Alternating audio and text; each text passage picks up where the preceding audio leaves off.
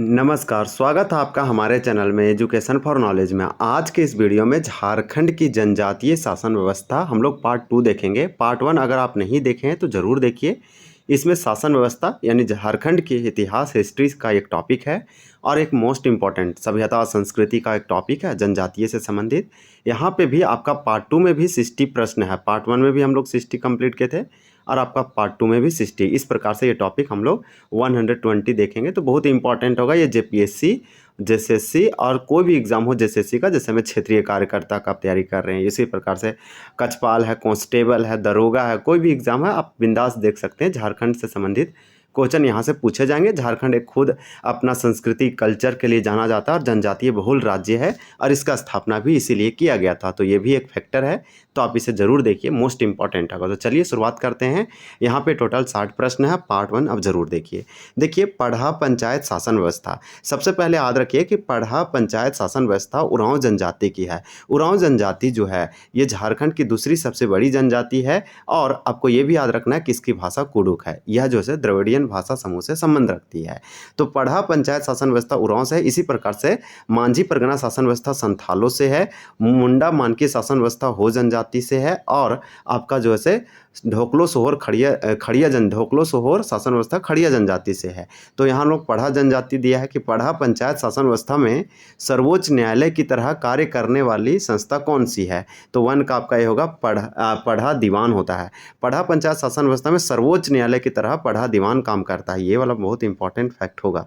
उरांव जनजाति में गांव के वरिष्ठ और अनुभवी व्यक्ति की परिषद को किस नाम से जाना जाता है। ये आपसे सिंपल पूछा गया कि उरांव जनजाति का जो शासन व्यवस्था है वो पढ़ा पंचायत शासन व्यवस्था है। तो वही आपसे पूछ रहा है कि इसके गांव के वरिष्ठ और अनुभवी व्यक्तियों के परिषद को, यानी उसमें सारे बुजुर्ग लोग रहेंगे, एक ग्रुप रहेगा, इसमें सारे गांव के बुजुर्ग और ये अनुभवी व्यक्ति रहेंगे, यानी कि इसके पास ज़्यादा एक्सपीरियंस रहेगा। ये पूरे परिषद काउंसिल को, संगठन या समिति को किस नाम से पुकारेंगे। तो आपका होगा पढ़ा सभा। तो चलिए नेक्स्ट देख लेते हैं। 2 का आपका यहाँ पे ए हो जाएगा। अब देखिए 3 दिया गया है कि मुंडा शासन व्यवस्था। मुंडा शासन व्यवस्था जो है मुंडा जनजाति से संबंध है। तो ये वाला आपको मालूम, सबसे पहले आपको यही समझ में आ जाना चाहिए। यहाँ पे बोला कि संपत्ति और भूमि संबंधी विवादों का निपटारा अंतिम रूप से कौन करता है। तो 3 का आंसर बी होगा पढ़ा राजा। मुंडा शासन व्यवस्था में सर्वोच्च अधिकारी होता है पढ़ा राजा, जो पढ़ा का ये हेड होता है। इसी प्रकार से आपसे पूछा कि मुंडा शासन व्यवस्था में संपत्ति और भूमि जो संबंधी विवादों का निपटारा पढ़ा राजा करता है। आप देखिए यहाँ पे क्वेश्चन नंबर आपका अगला है और इसमें दिया गया है कि संथालों की, तो संथाल की क्या है, तो मांझी परगना शासन व्यवस्था है। संथाल जनजाति भारत की तीसरी सबसे बड़ी जनजाति है और झारखंड की प्रथम है। झारखंड में दूसरी सबसे अधिक बोली जाने वाली भाषा संथाल है, याद रख सकते हैं। संथालों की जो भाषा है संथाली 2003 में 92वां संविधान संशोधन करके इसे ऐड किया गया संविधान के 8वीं अनुसूची में, जिसमें टोटल 22 भाषा है। इस प्रकार से आपको ये मालूम होना चाहिए। तो संथालों की जो मांझी परगना शासन व्यवस्था, इसके तहत गांव का कोई भी उत्सव या आपातकालीन बैठक बुलाने के लिए डुगडुगी बजाने का कार्य कौन करता है। तो इस तरह से आपका 4 का राइट आंसर ये होगा, गोड़ायत करते हैं। अब देखिए क्वेश्चन आपका जो है आपका यहाँ पे क्वेश्चन नंबर 5 है। 5 में पूछा जा रहा है कि मांझी परगना व्यवस्था में रक्षा दल यानी कि सिक्योरिटी गार्ड के रूप में कार्य करने वाले अधिकारी को क्या कहा जाता है। तो आपका 5 का राइट आंसर ए होगा, लाशेर टंगाए कहा जाता है। लाशेर टंगाए कुछ नहीं, पूरे गांव का रक्षा करता है। ये रक्षा दल सिक्योरिटी गार्ड होता है किसमें, मांझी परगना शासन व्यवस्था यानी संथाल में। तो ये आप याद रखिएगा, लाशेर टंगाए। अब नेक्स्ट देखते हैं भागदो प्रजा क्या होता है। तो गांव के वरिष्ठ लोगों को कहा जाता है भागदो प्रजा। इसी प्रकार से संथाल समुदाय में गांव के वृद्ध और बुजुर्ग लोगों जो किसी भी विवाद में राय देने के लिए स्वतंत्र होते हैं, उन्हें क्या कहा जाता है। तो 6 का यहाँ पे राइट आंसर ये होगा, भागदो प्रजा कहा जाता है। तो ये तरह से आप याद रखिए गया, भागदो प्रजा। जबकि संथाल का जो धार्मिक प्रधान होता है वो नायके होता है। ये भी आपको मालूम होना चाहिए, नायके यानी नायक। अब देखिए मुंडा मानकी शासन व्यवस्था। मुंडा मानकी शासन व्यवस्था हो जनजाति का है। हो जनजाति ये आपको झारखंड की चौथी सबसे बड़ी जनजाति है। हो जनजाति झारखंड के कोल्हान रीजन में देखने को मिलेगा, यानी कोल्हान प्रमंडल सिंहभूम साइड। इसी प्रकार से जो होल रूल लगा था ये विल्किंसन लगाए थे 1837 में और इसे कानूनी मान्यता दिया गया था मुंडा मानकी शासन व्यवस्था को। तो ये वाला इंपॉर्टेंट होगा। तो यही आपसे पूछ रहा है कि कुलपतियों या ग्राम स्तर के राजस्व अधिकारी के रूप में कौन कार्य करता है जो कर इकट्ठा करता है। तो आपका 7 का राइट आंसर ये होगा तहसीलदार। तो तहसीलदार इंपॉर्टेंट होगा। इसी प्रकार से देखिए, जो मुंडा मानकी शासन व्यवस्था में गांव का प्रधान होता है मुंडा, और मुंडा का सहायक डकुआ होता है। तो ये भी आप याद रख सकते हैं। अब देखिए नेक्स्ट दिया है कि विल्किंसन कानून, इसे विल्किंसन रूल कहते हैं कानून को। तो ये आया था 1837 में। अब एक पढ़ेंगे हुल रूल। हुल रूल संथाल सेट लगा था, वो आपका 1855-56 में लगा था, 56 में लगा था, याद रखिएगा। तो विल्किंसन कानून के तहत मानकी को प्रति गांव से लगान वसूलने के बदले कितने प्रतिशत कमीशन मिलता था। तो सोचिए यहाँ पे ना लोगों को पैसा भी दिया जा रहा था, क्यों? क्योंकि वो काम कर रहा था। अब यहाँ कुछ कमीशन तो देगा, काम कर रहा। तो विल्किंसन कानून के तहत मानकी कौन होता है? तो मुंडा मानकी शासन व्यवस्था का ये हेड होता है, पीढ़ का हेड होता है, इसलिए आपको ये याद रखना पड़ेगा। अब बोला मानकी को प्रति गांव से लगान वसूलने के बदले कितने प्रतिशत कमीशन मिलता था। तो 8 का यहाँ पे ये होगा 1 आना, यानी निश्चित प्रतिशत, या निश्चित प्रतिशत में या 1 आना मिलता था। ये मोस्ट इंपॉर्टेंट है। यही क्वेश्चन जेपीएससी PYQ है 2026 में, ये क्वेश्चन पूछा गया उसके सिविल सर्विस प्रीलिम्स में। तो ये PYQ मोस्ट इंपॉर्टेंट। आपको बता दें कि विल्किंसन कानून के बारे में आपको बता दिए हैं, और आपको जो है इस प्रकार से ये सब सारे जितने फैक्ट है ये आपको मालूम होना चाहिए। और ये जानते हैं जो मानकी है, मानकी को जो नागवंशी शासन व्यवस्था आया उसमें मानकी को भूंयहर कर दिया, मानकी नहीं रहने दिया। अब मानकी का नाम चेंज करके पतकर को भूंयहर कर दिया। देखिए ढोकलो सोहोर शासन व्यवस्था में, ढोकलो सोहोर शासन व्यवस्था किसका है? तो खड़िया जनजाति की है। आप ये मोस्ट इंपॉर्टेंट है, आपके लिए इंपॉर्टेंट होगा। तो ढोकलो सोहोर शासन व्यवस्था, ढोकलो का मतलब बैठक होता है, सोहोर का मतलब अध्यक्ष होता है। ढोकलो का मतलब सभा भी बोल सकते हैं, और सोहोर का मतलब हेड आदमी, यानी चेयरमैन, और इस तरह से। तो ढोकलो सोहोर शासन व्यवस्था का महासभा कब हुआ था? तो 1934-35 में हुआ था। ये हम लोग पार्ट 1 वीडियो में देखे थे, 1934-35 में। इसमें पंचायती राज का ये विरोध किया था।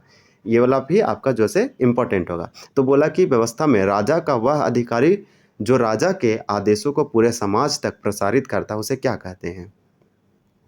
तो उसे कर्जी कहते हैं। अब हम लोग नेक्स्ट देख लेते हैं। इसमें बहुत सारे वर्ड होते हैं, जैसे हम लिखाकर, तिजोकर। आपका देखिए 9 का तो ये हो जाएगा। 10 में है कि खड़िया जनजाति में अंतर ग्रामीण विवादों का निपटारा करने वाली संस्था को क्या कहा जाता है? तो आपका 10 का राइट आंसर ये होगा खूट कहा जाता है। अब हम लोग नेक्स्ट देख लेते हैं कि मुंडा शासन व्यवस्था में खूट शब्द का शाब्दिक और वास्तविक यानी रियल अर्थ इसका क्या है? तो यहाँ पे आपका बी होगा परिवार। खूंट का मतलब परिवार होता है मुंडा शासन व्यवस्था में खूंट का। उरांव जनजाति में पाहन को दी जाने वाली कर मुक्त भूमि को किस नाम से जाना जाता है? देखिए यहाँ पे आपको इस वर्ड को समझना पड़ेगा। भूमि तो दिया जा रहा है, इसे लैंड प्रोवाइड किया जा रहा है, लेकिन कैसा? तो बोला आपका ये भूमि जो है, इसे जो भूमि दिया गया वो कर मुक्त है, मतलब टैक्स फ्री है, इसमें टैक्स नहीं लिया जाएगा। और किसको दिया गया? पाहन को। पाहन कौन है? तो उरांव जनजाति का पाहन जो है वो धार्मिक प्रधान है, पुजारा, पूजा पाठ, पर्व त्यौहार कराने वाला व्यक्ति है। तो इससे जो है ये सब काम करने के लिए भूमि दिया जाएगा, लेकिन फिर उससे वसूली नहीं लिया जाएगा। तो ये बोला कि इस प्रकार के भूमि को क्या कहेंगे? तो 12 का आंसर ये होगा डाली कटारी भूमि। डाली कटारी या डाली कटारी, यहाँ पे गलत तरीके से टाइपिंग हुआ है। उरांव समुदाय में महतों को मिलने वाली विशेष प्रशासनिक भूमि को क्या कहा जाता है? तो उरांव समुदाय, हम आपको उरांव के बारे में कुछ हम पहले भी आपको बता चुके हैं। तो उरांव समुदाय में महतों को मिलने वाली विशेष प्रशासनिक भूमि को क्या कहा जाता है? तो यहाँ पे आपका क्या आंसर होगा? 13 का ये हो जाएगा महतोई भूमि। उरांव समुदाय में महतों को, तो ऐसे याद रखिए, महतो कौन है? उरांव समुदाय का ये गांव का प्रधान है, हेड है। तो उरांव समुदाय में जो गांव या फिर गांव का जो प्रधान या हेड है उसको महतो कहते हैं। और महतो को यहाँ एक भूमि दिया गया, किस लिए? प्रशासनिक भूमि, उसे महतोई भूमि, महतो को महतोई भूमि। तो चलिए नेक्स्ट देख लेते हैं। आपका है कि संथालों में सेंद्रा बेसी। देखिए सेंद्रा बेसी यहाँ पे लिखा है कि सेंद्रा बेसी का संबंध मुख्य रूप से है। तो संथालों में सेंद्रा बेसी क्या है? तो आपका 14 का राइट आंसर क्या हो जाएगा? बी होगा। शिकार परिषद है, सर्वोच्च न्यायालय है। चलिए नेक्स्ट देखते हैं कि मांझी परगना शासन व्यवस्था। मांझी परगना शासन व्यवस्था संथालों की है। इसमें लोबीर सेंद्रा का अध्यक्ष कौन होता है? जो सर्वोच्च न्यायिक मामले को देखता है। तो आपसे लोबीर सेंद्रा का अध्यक्ष पूछा, और इसका काम क्या है? सर्वोच्च न्यायालय, एकदम सुप्रीम कोर्ट के जैसा काम करना। तो आपका 15 का राइट आंसर यहाँ पे ए हो जाएगा, सेंद्रा वीर। अब नेक्स्ट हम लोग देख लेते हैं। आपका यहाँ पे 15 हो गया। अब हमारा क्वेश्चन नंबर 16 है कि सोनपुरा और पालकोट के नागवंशी राजाओं ने कर प्रणाली को सुदृढ़ करने के लिए कौन सा पद सृजित किया था? तो आपका 16 का आंसर ये होगा, मालगुजार पद को सृजित किया था। मालगुजार ये जो है से कर लेने वाले व्यक्ति होता था, मोस्ट इम्पॉर्टेंट है। अब देखिए झारखंड की हो जनजाति की लिपि वरांग छीती का आविष्कार किसने किया था? तो हो जनजाति जो है कोल्हान साइड की है, इसका एक लिपि है, हो जनजाति की भाषा हो है, और यही आपसे पूछा जा रहा है कि वरांग छीती एक लिपि स्क्रिप्ट है, इसका आविष्कार डिस्कवर किसने किया था? तो 17 का राइट आंसर ये होगा, लोको बोदरा। तो लोको बोदरा का नाम आप याद रखिएगा। और पंडित रघुनाथ मुर्मू संथाली ओल्ड चिकी का डिस्कवर किए थे, कब? 1900 आपको जो है 25, और कहीं कहीं आपको 1941 देखने को मिलेगा, 40-41। तो चलिए नेक्स्ट देख लेते हैं। देखिए कोल्हान क्षेत्र को एक स्वतंत्र प्रशासनिक इकाई के रूप में ब्रिटिश सरकार द्वारा किस वर्ष मान्यता दी गई थी? तो एक जैसे स्वतंत्र प्रशासनिक मतलब कि फ्री आप बोल सकते हैं, इंडिपेंडेंट एडमिनिस्ट्रेटिव यूनिट के रूप में ब्रिटिश गवर्नमेंट ने इसे आप जैसे प्रोवाइड किया, मान्यता दिया। तो 18 का राइट आंसर आपका ये होगा 1837 में। इसे विल्किंसन रूल के नाम से जानते हैं। तो आपका यहाँ पे ए होगा। यहाँ पे कोल्हान में हो जनजाति था। हो जनजातियों के द्वारा 1821 से लेकर 21 के आसपास हो जनजाति के द्वारा किया गया हो विद्रोह, जो एक भयानक और खतरनाक विद्रोह था, इसका ही परिणाम है। कहीं ना कहीं विल्किंसन जो है इन लोगों को दबा दिया, लेकिन उसके मन में एक चेतना जरूर जागा। देखिए ढोकलो सोहोर व्यवस्था में पाहन या कालों को समाज द्वारा दी जाने वाली कर मुक्त भूमि को क्या कहते हैं? अब ढोकलो शासन व्यवस्था आ गया जो खड़िया जनजाति का है। इसमें पाहन और कालो, कौन है पाहन और कालो? तो धार्मिक पुजारा है, धार्मिक व्यक्ति है, पूजा पाठ, ये जो है शादी विवाह कराता है। तो इसके द्वारा ना इसको कुछ भूमि दिया जाता है, लैंड दिया जाता है, और ये फ्री टैक्स है। तो इस प्रकार से आपका 19 का बी होगा, कालो भूमि या पहनई भूमि। देखिए यहाँ पे आपको दोनों लिखा था, पाहन को पहनई भूमि और कालो को कालो भूमि, तो यही होगा, सेम होगा, अच्छा दिया है। माल पहाड़िया जनजाति झारखंड की उत्तर पूर्व में है। संथाल परगना साहेबगंज देखने को मिलेगा, पहाड़ी क्षेत्रों में रहती है। पारंपरिक शासन व्यवस्था में ग्राम प्रधान को क्या कहा जाता है? तो यहाँ पे पूछा कि ग्राम प्रधान जो हेड है उसे क्या कहा जाता है माल पहाड़िया जनजाति में? यह ट्रेडिशनली रूप से पूछा जा रहा है। 20 का आपका यहाँ पे आंसर सी होगा, प्रधान कहा जाता है। तो ग्राम प्रधान को प्रधान ही कहते हैं, मोस्ट इंपॉर्टेंट होगा। माल पहाड़िया जनजाति में एक ऐसा मान्यता है कि इन लोग पहाड़ों पे रहता था और सब कुछ पहाड़ पर करता था, सब चीज़, वो नीचे आते ही नहीं थे पहाड़ से, लेकिन अब धीरे धीरे वो एक सामान्य जीवन जीने लगे हैं। देखिए सोरिया पहाड़िया जनजाति में ग्राम स्तर के प्रधान को क्या कहा जाता है? जो सभी प्रकार के सामाजिक निर्णय लेता है। तो 21 का राइट आंसर आपका यहाँ पे ये होगा, मांझी। ये मोस्ट इंपॉर्टेंट। अब जब संथाल पढ़ेंगे ना, संथाल का मांझी परगना शासन व्यवस्था, वहाँ भी मांझी होता है। तो देखिए संथाल जनजाति का जो शासन व्यवस्था, मांझी परगना शासन व्यवस्था, वो सोरिया पहाड़िया जनजाति से अपनाया है संथाल में, ये पहाड़ी क्षेत्रों से। तो यहाँ भी आपका मांझी होगा। आपको कहीं ना कहीं लिंक करके पढ़ना ही चाहिए और समझना ही चाहिए। सोरिया पहाड़िया शासन व्यवस्था में अंतर ग्रामीण पंचायत का नेतृत्व करने वाले को क्या कहा जाता है? जो 15 से 20 गाँवों पर होता है। तो आपका 22 का आंसर बी होगा, नायक होता है। 15 से 20 गाँवों पर होता है, उसे नायक कहते हैं। तो यहाँ 22 का आंसर आपका बी होगा। ये सोरिया पहाड़िया के बारे में दिया है और ये अंतर ग्रामीण पंचायत का नेतृत्व करता है। इसी प्रकार से सोरिया पहाड़िया में नायक के ऊपर के अधिकारी को क्या कहा जाता है? जो 70 से 80 गाँवों का प्रधान होता है। अब ये बहुत बड़ी बात है, इतने सारे गाँवों का हेड होना। अब इतने लोगों का आप लीड कर रहे हैं, आप पे निर्भर करेगा बहुत कुछ। तो 23 का आपका आंसर ये होगा, सरदार कहेंगे। इसी प्रकार से अगला हम लोग प्रश्न देख लेते हैं कि कोरवा जनजाति एक इम्पॉर्टेंट जनजाति है। तो कोरवा जनजाति के पारंपरिक जनजाति पंचायत के किस नाम से जाना जाता है? तो 24 का राइट आंसर आपका यहाँ पे 24 का आंसर क्या हो जाएगा? ए हो जाएगा, मेयारी कहते हैं। ये वाला वर्ड आप कई बार सुने होंगे, अगर अच्छे से आप लगातार पढ़ते हैं तब, नहीं तो आप रिवीजन करते रहिए चीज़ों को। ये वीडियो में आप दो चीज़ कर सकते हैं, एक प्रैक्टिस कीजिए, आप तो मेरे फर्स्ट से पहले आंसर सोच लीजिए मन में, बिना पॉज किए हुए क्वेश्चन को रीड करते चलिए साथ में। और जो नहीं आता है तो आप बिगनर है तो आप जो है अच्छे से सुन सकते हैं, समझ सकते हैं। और दूसरा के वीडियो देख के आप रिवीजन कीजिए। आप दो चीज़ करेंगे तो आपके दो बेनिफिट होगा कि एक लॉन्ग टाइम मेमोरी, यानी कि मेमोरी में अधिक अगर जिज्ञासा क्यूरियोसिटी के साथ देखेंगे तो आपको बहुत दिनों तक याद रिमेंबर रहेगा, हर चीज़ बहुत अच्छे से समराइज हो जाएगा, तो फिर आपको कहीं दिक्कत नहीं होगा। तो कंवर जनजाति के बारे में पूछा, ये मेयारी होगा। अब हमारा यहाँ नेक्स्ट प्रश्न है कि कोरवा जनजाति में अंतर ग्रामीण विवादों को सुलझाने के लिए बनी बनी बड़ी पंचायत को क्या कहा जाता है? तो 25 का राइट आंसर ये होगा बड़ा मेयारी कहा जाता है। बड़ी पंचायत बोला तो यहाँ पे आप दोनों कोरवा जनजाति है तो यहाँ पे बड़ा मेयारी हो जाएगा। खरवार जनजाति के पारंपरिक शासन व्यवस्था में 4 गांवों की पंचायत को क्या कहा जाता है? तो 4 गांवों को पंचायत को क्या कहा जाता है? तो आपको बता दें खरवार जनजाति में 5 गाँवों को पंचोरा, 4 गाँवों को क्या कहा जाएगा? तो चट्टी कहा जाएगा। तो आपका यहाँ पे 26 का राइट आंसर ए होगा। तो याद रखिएगा खरवार जनजाति में जो इसका पारंपरिक शासन व्यवस्था है वहाँ 4 गांवों की पंचायत को चट्टी, 5 गांवों को पंचोरा, 7 गांवों का सतोरा। ये सब आपको वर्ड आना चाहिए और बहुत ईजी भी है। खरवार जनजाति में 5 गांवों की सामूहिक पंचायत को किस नाम से पुकारा जाता है? तो पंचोरा कहा जाता है, यानी पांचोरा या पांचोरा। आपका 27 का राइट आंसर यहाँ पे सिंपली अगर बात करें तो ए होगा। अब हम लोग अगले प्रश्न की ओर बढ़ते हैं और हमारा नेक्स्ट है, देखिए कि खरवार जनजाति में 7 गांवों को मिलकर बनने वाली अंतर ग्रामीण पंचायत को क्या कहा जाते हैं? तो यहाँ पे सतोरा होगा। चट्टी 4 गांवों का हो जाएगा, पंचोरा 5 गांवों का हो जाएगा, सतोरा 7 गांव। ये खरवार जनजाति से है, बस इतना आप कम से कम याद जरूर रखिए। बेगा जनजाति के पारंपरिक ग्राम प्रधान को किस नाम से जाना जाता है? तो बेगा जनजाति आया, ये झारखंड की 33 जनजाति में से एक प्रमुख जनजाति है। आपको ये मालूम होना चाहिए। पहले जो है 32 जनजाति था, 2022 में एक नया जनजाति बना है, वो आपका 33वां जनजाति पुरान जनजाति है। 29 का राइट आंसर अगर बात करें तो हमारा क्या हो जाएगा?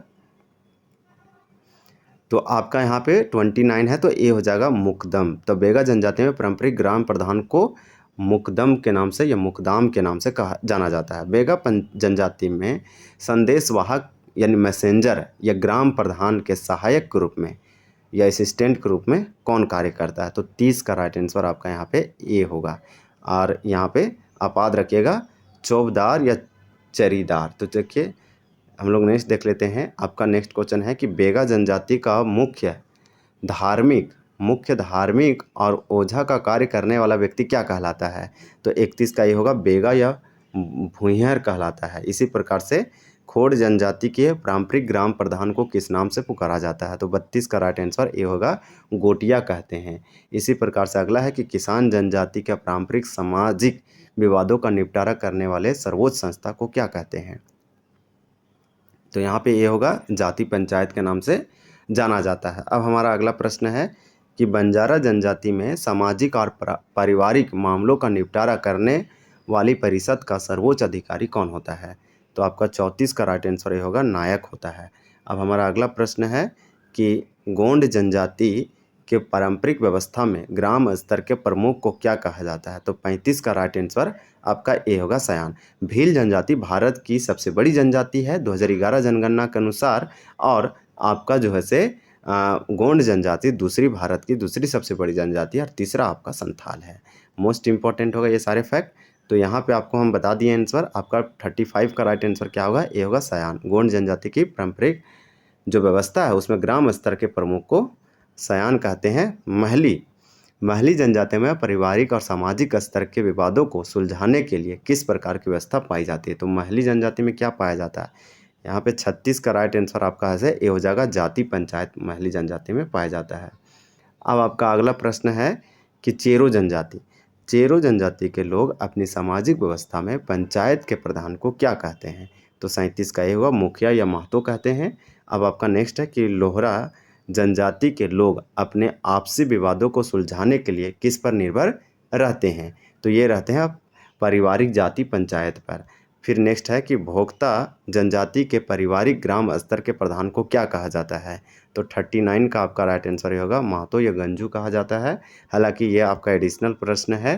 देखिए चीक बढ़ाइक जनजाति में राजा के मुख्य सहायक या दीवान के रूप में कार्य जो है कौन कार्य करता है? तो 40 का यहाँ पे आपका राइट आंसर क्या हो जाएगा? ये हो जाएगा पांडे या कोतवाल। अब हम लोग नेक्स्ट देख लेते हैं कि भूमि जनजाति भूमि जल आंदोलन हुआ था, आप जानते हैं गंगा नारायण के द्वारा। इसे गंगा नारायण का हंगामा भी कहते हैं। 1832 से 33 में हुआ था, इन्हीं लोगों के द्वारा किया गया था। तो भूमि जनजाति की पारंपरिक ग्राम प्रधान को किस नाम से जाना जाता है? तो 41 का ये होगा प्रधान। इसी प्रकार से आपका अगला प्रश्न है कि भूमि जनजाति में गोत्र आधारित पंचायत के प्रमुख को क्या कहा जाता है? तो आपका 42 का यहाँ पे राइट आंसर ये होगा पति कहा जाता है। अब हम लोग अगला प्रश्न देख लेते हैं कि झारखंड की गोंड जनजाति में धार्मिक अनुष्ठान संपन्न कराने वाले प्रधान को क्या कहा जाता है? तो ये बेगा कहा जाता है। ये सब आप देखे होंगे क्वेश्चन कहीं ना कहीं, नहीं तो आप देखिए अच्छे से। मुंडा मानकी व्यवस्था में गांव के बीच सीमा विवाद को निपटाने का कार्य कौन करता है? तो 44 का आपका राइट आंसर यहाँ पे ए हो जाएगा, यानी मानकी करता। मुंडा मानकी में जब भी पूछा जाए कि गाँव की सीमा विवाद का निपटारा, मतलब कि गाँव के बीच, तो मतलब दो गाँव आ गया, तो दो आ गया मतलब कि एक गाँव से अधिक हो गया, तो वहाँ तो हेड तो मानकी होता है, तो फिर मानकी, तो फिर ऐसे में विवाद को कौन निपटारा करेगा, कौन देख रेख करेगा? मानकी, जबकि मुंडा एक गाँव का हेड होता है। तो ये वाला मुंडा मानकी हो जनजाति से संबंधित है। देखिए, उरांव जनजाति में पाहन को धार्मिक कार्यों के संपादन हेतु दी जाने वाली कर मुक्त भूमि को क्या कहते हैं? तो 45 का आंसर ये होगा पहनई भूमि। ये रिपीट हो रहा है हमारा क्वेश्चन। इसी प्रकार से संथालों में विवाह के समय वर वधू पक्ष के बीच सामान्य स्थापित करने मुख्य दायित्व किसका होता है? तो 46 का आपका राइट आंसर यहाँ पे ये हो जाएगा जोग मांझी का होता है। हमारा अगला प्रश्न है कि ढोकलो सोहर व्यवस्था में राजा का चुनाव कितने वर्षों के अंतराल पर संपूर्ण खड़िया समाज द्वारा किया जाता है? तो ये 3 साल में एक बार किया जाता है, क्योंकि 3 साल में एक बार बैठक होता है, तो 3 साल में किया जाता है। तो याद रखिएगा, खड़िया समाज में अखिल भारतीय महासभा यानी ढोकलो का सभापति क्या कहलाता है? तो 48 का आपका ये हो जाएगा ढोकलो सोहर कहलाता है। इसी प्रकार से आपका अगला प्रश्न है कि सबर जनजाति की पारंपरिक शासन व्यवस्था में ग्राम प्रधान को क्या कहा जाता है? तो 49 का आंसर ये होगा प्रधान कहा जाता है। इसी प्रकार से हमारा अगला प्रश्न है कि सबर जनजाति में प्रधान के सहायक के रूप में संदेश पहुंचाने का कार्य कौन करता है? तो 50 का राइट आंसर आपका ए होगा गोडायत कहलाता है। इसी प्रकार से अगला देखिए कि गोरायत जनजाति में सामाजिक विवादों का निपटारा करने वाली सर्वोच्च परिषद को क्या कहा जाता है? तो 51 का आपका यहाँ पे राइट आंसर ए हो जाएगा जाति पंचायत कहा जाता है। अब आपका अगला प्रश्न है कि बिरजिया जनजाति के पारंपरिक प्रशासनिक व्यवस्था में पंचायत का नेतृत्व कौन करता है? तो 52 का आंसर ये होगा हाकिम करता है। इसी प्रकार से आपका अगला है कि झारखंड की बेदिया जनजाति में संपूर्ण समाज के स्तर पर सर्वोच्च प्रधान को क्या कहा जाता है? तो 53 का आपका आंसर ये हो जाएगा प्रगनैत या सरकार कहलाता है। आपका अगला है कि बिछिया जनजाति में सामाजिक नियमों के उल्लंघन पर समाज से बहिष्कृत करने का अधिकार किसे होता है? तो 54 का राइट आंसर ये होगा जाति पंचायत यानी कटाहा। अब आपका अगला प्रश्न है कि चेरो जनजाति में गांव स्तर के विवादों को सुलझाने के लिए गठित पंचायत का प्रमुख कौन होता है? तो 55 का राइट आंसर आपका ये होगा महतो या मुखिया होता है। ये सिंपल क्वेश्चन है। चीक बडाईक जनजाति के पारंपरिक शासन व्यवस्था प्रशासनिक व्यवस्था में ग्राम प्रधान को क्या कहते हैं? यानी चीक बडाईक के ग्राम प्रधान को क्या कहते हैं? तो 56 का आंसर ये होगा अधिकारी या महतो। तो महतो बहुत फेमस भी है। देखिए, कोल जनजाति के पारंपरिक शासन व्यवस्था में ग्राम पंचायत के मुखिया को क्या कहा जाता है? तो 57 का राइट आंसर ये होगा मांझी कहलाता है। इसी प्रकार से आपका अगला प्रश्न है कोल जनजाति वाला आप याद रखिएगा मांझी है। इसी प्रकार से सोरिया पहाड़िया में भी मांझी है और संथालों में भी ग्राम प्रधान मांझी है। कवर जनजाति में ग्राम स्तर की पंचायत के फैसले को ना मानने पर किस प्रकार की पंचायत में अपील की जाती है? 58 का ये होगा अंचल पंचायत या केंद्रीय पंचायत। आपका ये सेकेंड लास्ट क्वेश्चन है। झारखंड की जनजातियों के पारंपरिक स्वशासन व्यवस्था को किस अधिनियम द्वारा अनुसूचित क्षेत्रों यानी शेड्यूल एरिया में कानून रूप से सुदृढ़ किया जाता है? तो आपका 59 का आंसर होगा पेशा अधिनियम 1996। पेशा आप याद रखिएगा, पेशा इंपॉर्टेंट है। 25 सालों के बाद जब झारखंड का 25वां स्थापना रजत जयंती मनाया गया तो झारखंड में पेशा को लागू किया गया 16 जिलों में, 3 जो है आंशिक रूप से और आपका जो है यहाँ पे 13 पूर्ण रूप से जिलों में लागू किया गया। आपको यहाँ पे 17 अध्याय देखने को मिलेगा। पेशा जो है पूरे भारत में 10 राज्यों में लागू है। मोस्ट इम्पॉर्टेंट होगा ये, एक इम्पॉर्टेंट है पेशा। ये भूरिया समिति के सिफारिश पर बनाया गया था, संसद के द्वारा पास किया गया एक कानून है। आपको बता दें कि झारखंड में या फिर भारत में कोई भी जनजाति को अधिसूचित रूप में करने अधिकार जो अधिसूचित रूप में अधिसूचित करने का जो अधिकार है भारत के राष्ट्रपति प्रेसिडेंट को है, आर्टिकल 342 के तहत। इसी प्रकार से झारखंड की कवर और कोल जनजाति को 31वां और 32वां जनजाति किया गया था एपीजे अब्दुल कलाम के द्वारा 2003 में। मोस्ट इम्पॉर्टेंट होगा। देखिए, पारंपरिक जनजातीय शासन व्यवस्थाओं में पिरामिड संरचना के तहत सबसे शीर्ष स्तर पर कौन सी संस्था होती है? यहाँ पे पूछा गया आपसे पारंपरिक जनजातीय शासन व्यवस्था में। तो 60 है, लास्ट क्वेश्चन है ये। ग्राम देखिए अंतर ग्रामीण या महापंचायत होता है, इसके ऑप्शन से हम लोग यही मारेंगे और क्या मारेंगे। इस प्रकार से टोटल प्रश्न अगर आप देखेंगे तो यहाँ पे 1 से लेकर, ये आपका पार्ट 2 था इस टॉपिक से संबंधित, ये आंसर की है 1 से लेकर हम लोग बहुत सारे प्रश्नों को कवर किए। ऐसा नहीं है कि इसमें नहीं किए, कुछ कुछ आपको ज़रूर सीखने को मिला होगा। अगर आपको अच्छा लगा जानकारी तो हमारे चैनल को ज़रूर सब्सक्राइब करें, आप शेयर ज़रूर करें और लाइक भी करें, और अपना जो है सो ओपिनियन और सुझाव ज़रूर दीजिए। कोई भी क्वेरी है तो बेझिझक पूछिए कमेंट में। वीडियो देखने के लिए बहुत बहुत धन्यवाद। जय हिंद, जय जोहार।